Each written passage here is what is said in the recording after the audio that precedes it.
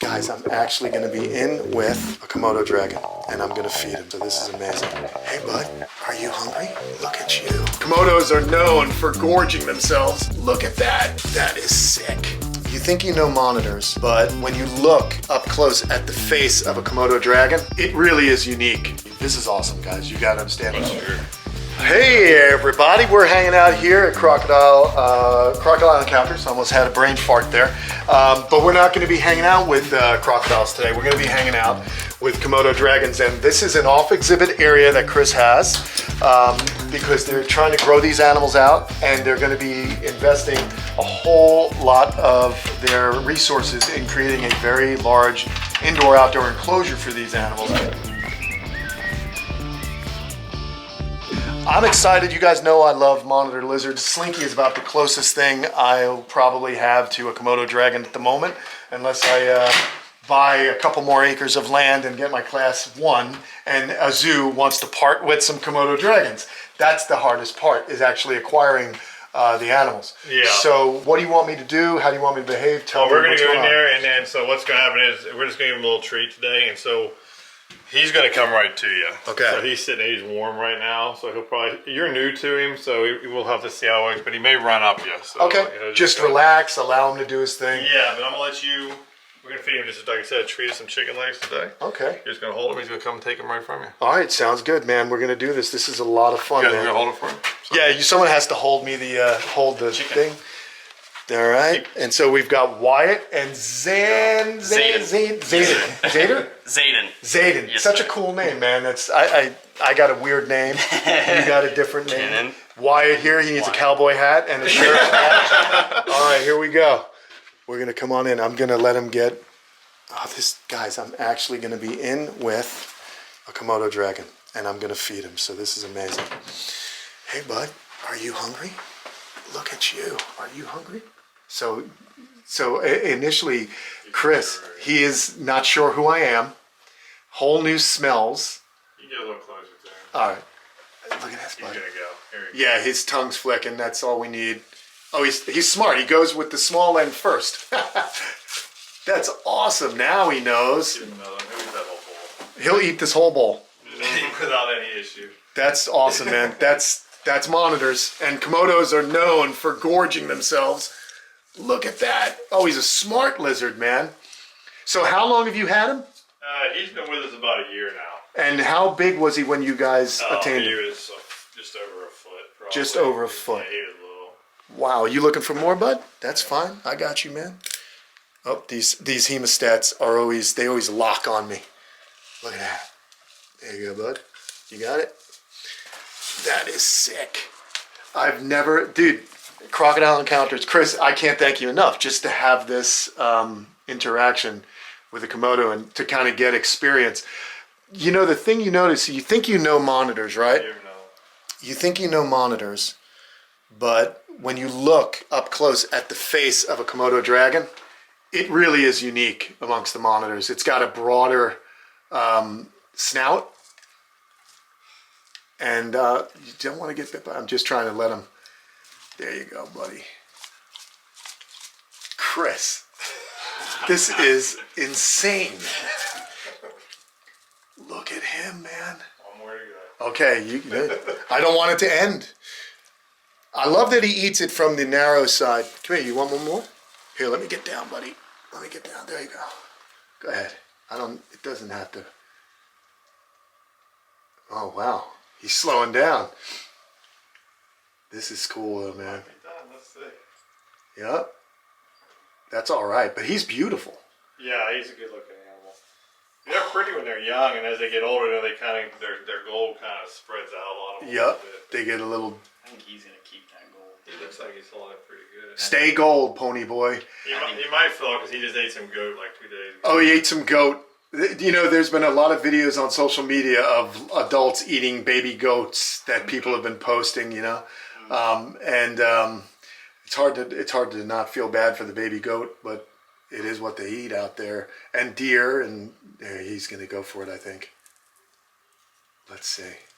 He's so spoiled. He is. I mean, this is amazing. But, you know, and again, like... Pull it back. We'll give it to the female. Okay. That's right. You got a female, too. All right. Hey, buddy. This is just being able to share space with a Komodo dragon is pretty cool. So this is absolute. Yeah, What's that? I'm surprised he didn't actually. Well, yeah, I definitely don't. I want to get back in and talk a little bit more with you about him. Sure. So let's see how she behaves. Hello, young lady. What's her name? Bella. Bella. Are you interested? Oh, yes, you are. Good girl. Come on. Look out. That's so cool. Come on. There you go. Guys, can you believe I'm actually feeding Komodo dragons here? This is amazing, man. These guys rule. That is sick. Here, I'm going to hand these back. I just want to talk a little bit about... So, Chris, come on over here and talk to me about what your goals are with this species here at Crocodile Encounters. Thank you to all our loyal Patreon members out there who have helped to create an amazing reptile community online with us. This week's shout out goes to superfan Sally Rutledge. Just to maintain them,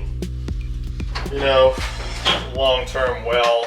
We want to get them very relaxed around us so we can, interact with them safely and everything. But they're just really, we'll see how the program develops as the years pass by. But Now, you and I were talking off camera a little while ago about, about how people will sometimes want the animal first, and they don't realize that there is a whole element of cost, because, you got these animals as juveniles. yeah. But we're talking about, potentially the male could be close to 10 foot, correct? Yeah, ours is a big bloodline, so he's probably going to be one of those 10-foot animals. Gotcha. So, I mean, what is, when I mean long term, we're talking about the enclosure. This is obviously a nursery, if you will. Correct. And so what's going to happen is basically the whole area that we're in right now is going to get a redesign. And so this is just going to be their indoor area. They'll have a smaller area indoors, but it's going to be twice as big as they're in right now. Okay. And then they'll have the outdoor area that'll have a door that they can come in and out of. And so it's just an enormous amount of space you have to give and you want shifts on it, because Komodo dragons, when they're large, they're a dangerous animal. Right. And that's why right now we want to make them as placid as we can, so they understand our routines and our methodologies, so that when they do get older, it helps keep us and our keepers safe. And some people might be like, "Oh my God, you're letting this, you're letting Kenan in there with him." Obviously, guys, that I've worked with monitors larger than this, but this still giving them new faces from time to time is important. It's important, and we do interact with our Komodos a lot, just so we can go ahead and it does actually help day to day with the maintenance of them, because as you can see, they're not very flighty. No. They're used to people, and that actually makes it a lot safer. So we do a lot of interactions with them, pretty much every day. And you're one of the guys that, you actually got your start, or one of your first passions were monitor lizards. Yeah, they were my first large reptiles for sure. Yeah, and you were actually one of the first people to breed, or the first person to breed Asian water monitors? We did the first written account. If there's somebody else that did it, they didn't write it down. Okay. So, there you go.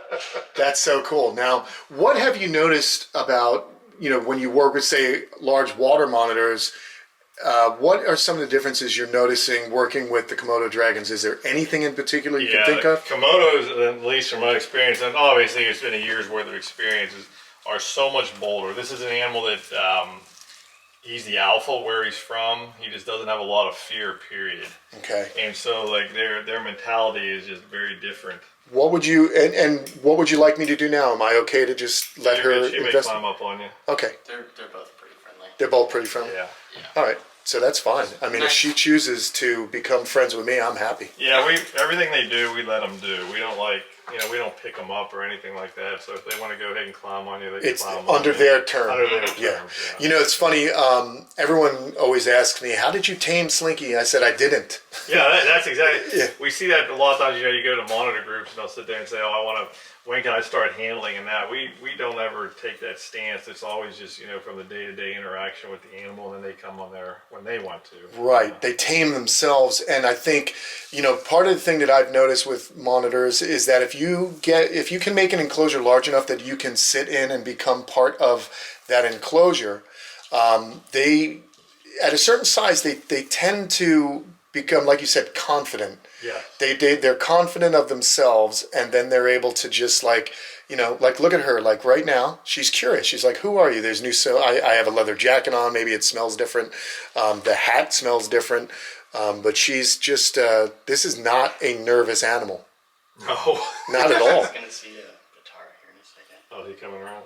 Who's coming? Oh, the male? Yeah, he's just moving around. So we have a door here. Yeah, so look you at can this. see it. We have it elevated up, and we opened it up so it has screen, so they can see each other, and smell they can smell each each other, and do all that's necessary. So if we ever do put them together, Right. then we're not going to have a lot of violence, or at least less violence than we would have. Right, because there is always, even with breeding, certain monitors can be rough on each other. Yeah, introduction is always the worst part of the whole thing. Man. So. And then, like, what would be an interaction that you would say, okay, I've got to go in and have my keepers or me go in and separate them? If they would grab a limb and start thrashing or Okay. something like that. If it's just normal scratching on the back and stuff like that, that's part of being a monitor, It's like with crocodiles, like what we saw earlier today, they'll open their mouths, they'll jaw on each other every once in a while, but it's part of the normal communication process. But when you see them grab a leg and they start shaking, and then that's not. That can become problems. Yeah. Let's see what she does here. She's looking curious, but is he... He's on the other side. In the, She will get a little defensive. Okay. She sees the male, but nothing Okay. to worry about. It's for him, not you. For him, not me. I'll just be furniture. Yeah. Just stay chill. This is awesome, guys. You got to understand. I'm drawing this one out because I don't want this experience to end at the moment. So, Chris, I hope you don't mind. No. I'm just really enjoying this. Just even being in with her. Would it be okay if I went back in with the male for a moment? Sure. Thank you. On the All other right. side. Yeah. Is he? See, Jay will tell you the opposite. I believe I trust him. He comes over my shoulder. Really? Perfectly fine. I mean, how cool is that, guys, to be... I mean, how old are you?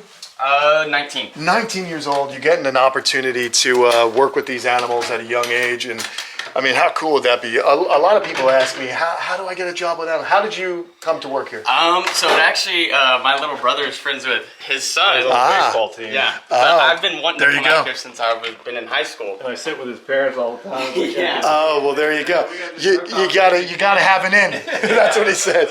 So that's so cool. So what do we want to do? We just want to come on over here and... Usually we just hang out here. And All right, he cool. comes over, checks us out. He gets curious. Yeah, that is amazing. That's so beautiful to see. And he's got like some soil. He's sandy soil. He can dig in here. He's been digging a lot He in digs. here lately. He can go in and then out through here. Oh, that's so cool, man. Yeah, he's been really digging a lot. This is going to be, I'm telling you what, I'm going to want to come back here to Crocodile Encounters and see when you guys go ahead and finish up the enclosures. I think I'm really excited to have met you, Chris, because for many years we've known obviously a lot of the same people, and even in the zoo community we work with similar institutions or some of the same institutions. And I'll be honest with you, man, I kind of look up to you because, you've been doing this longer than I have, and you've established these really cool relationships. And I know that when, you have these relationships with zoological institutions, it's a little bit of an honor because, they obviously feel... he must know something I don't know. He must know something I don't know. But anyway, it's kind of cool. Like I always feel like, hey, I feel honored that they trust me with some of these animals. So, to have Komodo dragons and work closely with them, and then work closely with the people that manage the population is kind of a cool thing. It is pretty cool in that regard. Somebody was talking the other day, and it's funny how they said it. They said, like, when you're playing a video game, you get to the last level and it says game over, you won. It's kind of like what the dragons are in a lot of ways. Well, I hope the game isn't over for you. No, we have more game to go. Yeah, exactly, man. What they were saying, there's really not a lot of levels to go beyond it. Right, in the world of reptiles. Yeah, I mean, you've got basically the king of lizards right there. Yeah. I consider the Komodo dragon and even the croc monitor as, the upper echelon of what you can keep with lizards. Sure. They're to be respected, but, they're let's be honest, they can be a dangerous animal for sure. Yeah, actually. It's essentially a crocodile that can run really fast on land and go everywhere you can go. Yeah, and there's a lot of management issues with them that are challenging compared to like a normal crocodile. Like what would that be? What would you Just say? their speed. I mean, Okay. you know, the animal, and it's very bold. I mean, he's a very bold animal. So I mean, so like I feed him a lot. It's funny, you'll think this is funny, but like when we feed him the ground goat and all that, I feed him by spoon.